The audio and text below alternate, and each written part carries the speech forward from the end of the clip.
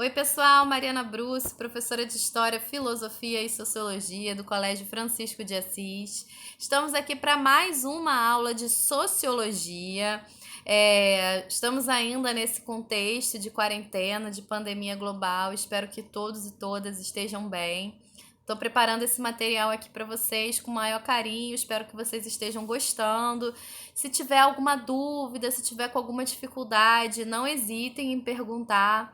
Eu dou plantão lá na nossa sala de aula virtual todas as segundas e quartas. Participem também do plantão de sociologia com a professora Cláudia Santos ou com a professora Priscila Esteves. Então, a gente está aqui, a nossa equipe está super empenhada em continuar aí produzindo esse material para vocês. E é isso. Qualquer dúvida, entre em contato de verdade que a gente vai tentar ajudá-los aí nesse momento tão difícil. Toda semana vocês recebem 5 exercícios, 5 atividades aí para realizarem em casa. E é isso. No mais, espero que vocês estejam lavando bem as mãos, respirando também um pouquinho, cuidando uns dos outros e tudo mais. Beleza? A aula de hoje a gente vai falar sobre Karl Marx e o materialismo histórico e dialético.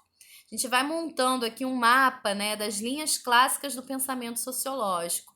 Na semana passada, eu falei com vocês um pouco desse contexto de surgimento da sociologia, como a sociologia surge como uma nova ciência, com uma proposta de estudar a sociedade a partir de uma base científica, com método, metodologia, com um objeto bem definido, né? É uma tentativa de muitos filósofos intelectuais ali de entender os fenômenos pelos quais eles estavam passando, as transformações absurdas que estavam acontecendo na Europa, nas grandes cidades, decorrentes aí da Revolução Industrial, das revoluções burguesas, desse processo de urbanização, industrialização que trazia um mundo radicalmente diferente do mundo anterior, né? Então é nesse âmago aí, nesse processo de tentar entender isso tudo, que a sociologia surge como um novo campo do conhecimento. E aí, nesse processo todo, se constituem aí essas linhas clássicas do pensamento sociológico. Ah, eu sei que esses autores são lá do século XIX, qual é a relevância deles agora no século XXI? Pasmem, qualquer autor, qualquer sociólogo hoje, quando elabora algum tipo de interpretação sobre a sociedade, ele vai dialogar de alguma maneira com uma dessas correntes. Até hoje, são correntes de pensamento que influenciam bastante a forma como a gente vai interpretar a realidade. Então, na semana passada, a gente analisou a forma positivista funcionalista do Comte e do Durkheim. Hoje a gente vai estudar o materialismo histórico dialético do Marx e na próxima semana a gente vai estudar a sociologia compreensiva do Max Weber. E com isso a gente fecha aí pelo menos essas grandes linhas do pensamento sociológico que vai dar base para vocês entenderem o que está por trás das interpretações de qualquer sociólogo que vocês vão estudar. Então, na semana passada eu falei um pouquinho sobre o positivismo funcionalista, como que é uma corrente, né, que tem como ponto de partida o entendimento que existe uma vida social acima e fora dos indivíduos, ou seja, a análise do positivismo funcionalista vai ser sobre a consciência coletiva, sobre algo que é exterior aos indivíduos, sobre os padrões que determinam o comportamento dos indivíduos, sobre as estruturas que estão por trás dos nossos comportamentos, né? As leis universais, o que está por trás dos fenômenos sociais. Então, é uma análise que vai tentar trazer um pouco dessa dimensão aí, e aí o Comte e o Durkheim, cada um com a sua particularidade, vai oferecer algumas contribuições nesse sentido. O Marx, ele também é um cara que vai pensar as estruturas sociais. De que maneira? Deixa eu ver se eu consigo pular aqui para o Marx. Peraí.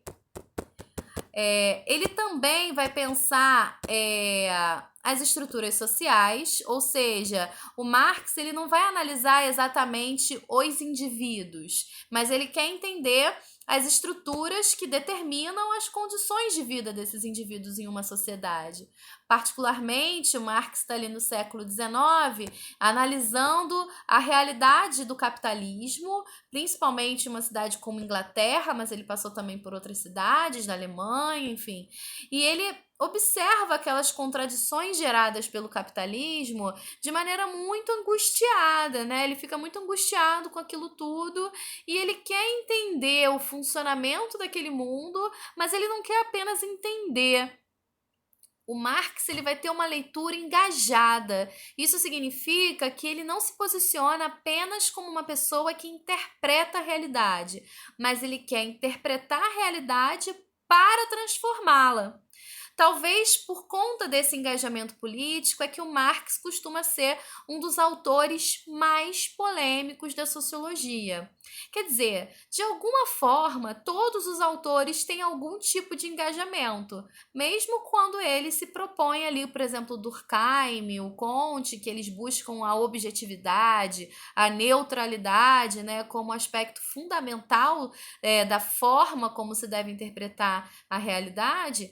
É também uma forma de engajamento, que vai ter outras consequências. No caso do Marx, o que ele vai propor é uma ferramenta para entender a realidade, e os desdobramentos dessa análise que ele vai fazer do capitalismo vão ser no sentido de buscar a transformação daquele mundo. Então a gente precisa ter muito cuidado para diferenciar o que é a contribuição do Marx para a sociologia, para uma forma de interpretar a realidade, e o que são as apropriações do Marx no campo dos movimentos políticos que vão lutar pela transformação, entende? Então, se a gente analisar isso com cuidado, a gente vai poder observar como existem contribuições importantes do pensamento marxista, sem com isso necessariamente a gente cair em algum tipo de doutrinamento ou algo mais focado para a questão política propriamente dita.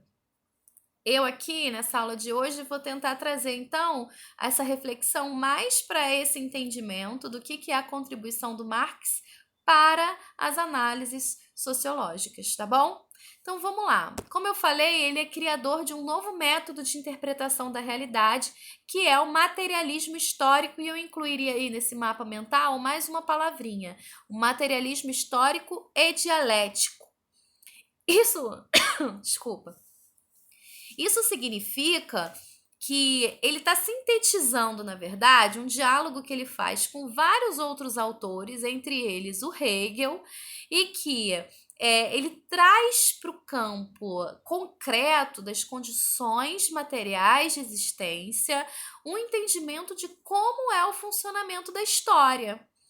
Explico. Ele vai falar que toda a história da humanidade é baseada em relações materiais. O que é a relação material? É a vida concreta, cotidiana. Então ele está lá em Londres no século XIX, ele está vendo os operários vivendo naquelas vilas operárias precárias, com uma infraestrutura precária, sem nenhum tipo de amparo social, trabalhando jornadas de trabalho de 16 horas, né? Sem nenhum tipo sem salário, sem descanso semanal, sem férias, sem, né? Enfim, numa realidade de muita exploração. E ele percebe, né, como essa relação de trabalho é prejudicial para esse proletariado, que ele vai chamar, e como ela beneficia os donos das indústrias, os donos dos meios de produção, os donos das fábricas, os donos das máquinas, né? Então, de um lado, ele vê esse trabalhador explorado, precarizado, de outro, ele vai ver o burguês, né, enriquecendo a partir da exploração desse trabalhador. É analisando essa realidade concreta no chão da fábrica que ele vai pensar uma forma de entender a história. Então, a primeira conclusão que ele chega é que a história ela é determinada pela ação dos indivíduos. Então, não existe uma determinação religiosa. Aqueles trabalhadores, por exemplo, não estão ali sendo explorados porque Deus quer. Existe um fator histórico que levou a esse processo e que resulta ali naquela condição. E aí é preciso entender o que levou, qual foi o processo que fez com que chegasse àquela realidade ali. E para entender isso, tem que entender as condições concretas, né? Através da qual a história vai se transformando. Então, a análise do Marx, ela está sempre preocupada em resgatar esse processo histórico. Então, ele tem ali a fotografia da fábrica, do operário trabalhando, sendo explorado, do burguês enriquecendo sobre o operário. Então, Marx ele quer entender como que esse processo chegou até ali, qual é o processo histórico que está ali, e entender essas condições materiais, né, que realizam essa condição. Então, nesse sentido, esse processo histórico todo que chegou até aquele momento é também marcado por uma outra característica, que é a dialética, que é a transformação constante. A dialética, na verdade, é um conceito heraclitiano, lá de Heráclito de Éfeso, que ele falava dessa condição de transformação constante, de transformação mútua, de reciprocidade. Isso significa o quê? A história ela é movida, em grande medida, pelos conflitos de opostos, de classes sociais opostas. Ele vai chamar de luta de classes, o motor da história. O que são as classes sociais? As classes sociais, elas sempre existiram e elas se relacionam com as condições econômicas de sobrevivência. Então, por exemplo, você tem ali dentro daquela realidade industrial, você tem o burguês, que é dono dos meios de produção, ele é dono das máquinas. Isso confere a ele um lugar na sociedade específico. Aqueles que não são donos das máquinas, aqueles que só têm a sua força de trabalho para vender em troca de um salário, são os proletariados, é uma outra classe social. Então você teria os donos dos meios de produção, que são os burgueses, e você tem os que só têm a sua força de trabalho para vender, que são os proletários. O conflito entre eles, o conflito de interesses, a luta pela sobrevivência, a luta por direitos, as tentativas de exploração, esse conflito é o que ele chama de luta de classes. E é um conflito que sempre existiu. Em outros momentos históricos, tinham outros sujeitos à frente. Então, você já teve, né, o conflito entre patrícios e plebeus, entre nobres e servos. O fato é que, historicamente, você sempre vai ter a formação dessas classes que se diferenciam em grande medida por quem é o dono dos meios de produção, da propriedade privada, né? Então, você tem os meios de produção da vida, por exemplo, a terra. Quem é o dono da terra? O nobre ou é o servo? Né? Então você tem o dono dos meios de produção, o dono da terra, que é a nobreza, e você vai ter o servo, que é aquele que, ainda que possa trabalhar em alguma parcela ali da terra e ter o seu sustento, ele precisa trabalhar para aquele nobre, aquele senhor feudal, que é o dono da terra. E no caso aqui do capitalismo, você tem o dono das máquinas e aqueles que são desprovidos disso e só possuem a sua força de trabalho. É um pouco complicado, mas a gente vai melhorando aí nas próximas aulas, vocês tirando dúvidas, etc. Mas o que eu quero, em síntese, a proposta é essa, né? O materialismo histórico dialético vai analisar as condições materiais de existência, a vida real e concreta, entender os conflitos que estão colocados ali. Então, o Marx é uma leitura que sempre vai procurar entender onde é que está o conflito de classes, onde é que está a luta de classes, e o coração ali da luta de classes naquele contexto do século XIX era a fábrica, onde estava presente o burguês e o proletariado em condições bem assimétricas, né, daquela relação. E aí, por conta dessa relação assimétrica, né, você ter um dono da fábrica, o proletariado, né, e esse conflito de interesses, você vai ter uma série de desdobramentos também para o entendimento desse sistema que os abarca, que é o sistema capitalista. Então, por exemplo, o Marx ele vai dizer que aquele trabalhador que está lá operando uma máquina, né? Porque ele deixa, na verdade, de ser um trabalhador e vira um operário de máquinas, né? Um operador de máquinas. Então, aquele trabalhador que está ali apertando um parafuso todo dia, ele é alienado do seu trabalho, porque o resultado do trabalho dele não é dele, é do dono da fábrica. Então ele passa o dia todo ali trabalhando, mas o produto do seu trabalho não é dele. O produto do trabalho dele é apropriado pelo dono da fábrica. Esse processo de alienação gera uma perda de consciência, porque ele perde o entendimento do processo como um todo, ele fica ali focado naquela etapa do processo produtivo, ele perde o controle sobre o resultado do seu trabalho, ele não usufrui daqueles lucros, ele é explorado para ter aquele final, aquele trabalho final, e isso tudo vai favorecer aos burgueses, que vão, por sua vez, agravar esse processo de alienação para que aquele trabalhador não tenha consciência de tudo que está envolvido naquele sistema produtivo. Então, o que é a ideologia burguesa? Ela agrava a alienação porque vai gerar essa normalidade. Então, você, trabalhador, é explorado, mas você é explorado não porque nós somos os burgueses, donos dos meios de produção. Se você trabalhar muito, você vai conseguir acumular, você vai conseguir chegar lá, eles vão criar uma série de argumentos que vão procurar de alguma forma esconder essa relação de exploração de classe e transformar aquilo numa responsabilidade do indivíduo. Então, a ideologia burguesa vai ser esse conjunto de ideias que vão ser apresentadas como de interesse universal, mas que na prática só diz respeito aos interesses dos burgueses. Quando os burgueses, por exemplo, falam todos somos iguais, será mesmo que todos somos iguais? Será que um burguês é igual a um proletariado? Será que eles têm os mesmos direitos? Será que eles têm as mesmas condições de vida? Somos iguais em que sentido, afinal?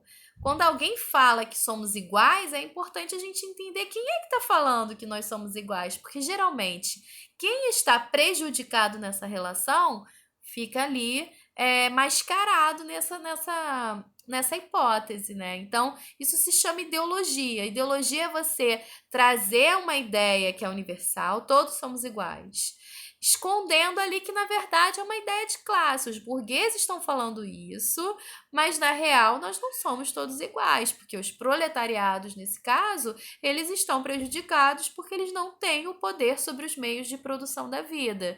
Então, eles são dependentes desses burgueses, porque eles precisam dos burgueses para vender a sua força de trabalho e ter um salário. Dentro dessa lógica capitalista, você tem ali a fábrica, portanto, que produz o quê? Uma mercadoria.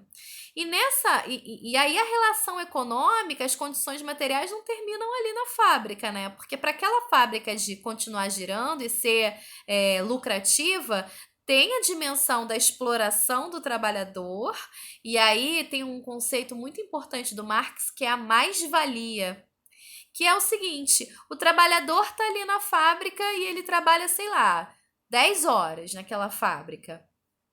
6 horas ele dura, são 6 horas correspondem ao tempo em que ele precisa para produzir aquela mercadoria final. As outras 4 horas são horas que o trabalhador não recebe. São horas que ele se dedica ao trabalho dentro da indústria e que ele não recebe por isso. Esse trabalho é diretamente apropriado pelo dono da fábrica.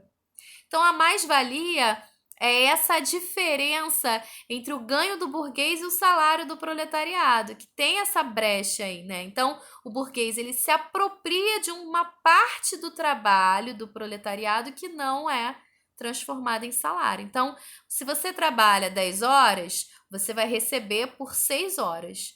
4 horas dessas 10 horas você não recebe, 4 horas correspondem ao lucro do dono da fábrica. E uma outra coisa também importante é o fetichismo da mercadoria. O que é isso? Através de uma série de dispositivos ideológicos, de propaganda, de convencimento das pessoas, se cria uma sociedade que instiga o consumo, que relaciona, né, a apropriação dos bens materiais, o acúmulo dos bens materiais, o acúmulo das mercadorias, e não apenas, hoje em dia principalmente, não apenas da mercadoria, mas do significado, do símbolo dessa mercadoria, né? Então, associando isso a uma série, a ser feliz, a ter poder, a ter status. Então, por exemplo, eu sou bem-sucedida. Então, se eu sou bem-sucedida, eu tenho um telefone celular, mas não é qualquer telefone celular. Eu tenho um iPhone, tem que ter um iPhone, não é um iPhone 4, 5, tem que ser um iPhone 10, 11, 12, sei lá.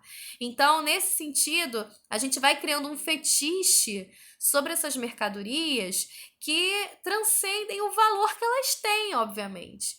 O Marx também faz uma diferença de valor de uso. O que seria um valor de uso daquilo que você realmente vai utilizar e o valor de troca. Qual é o valor que essa coisa vai ter dentro do mercado? E esse valor de troca, ele vai para além do uso daquela mercadoria. Por exemplo, quando a gente vai comprar um iPhone, o valor desse iPhone não é só o valor do telefone e da sua funcionalidade. Tem um valor ali de status, tem um valor de fetiche, tem, né, um valor que vai muito além do que aquele aparelho ali realmente serve. Então, o fetiche da mercadoria envolve também esse convencimento das pessoas de consumirem, de se apropriarem, de acumularem essas mercadorias, relacionando essas mercadorias a um tipo de poder, status, né, e felicidade.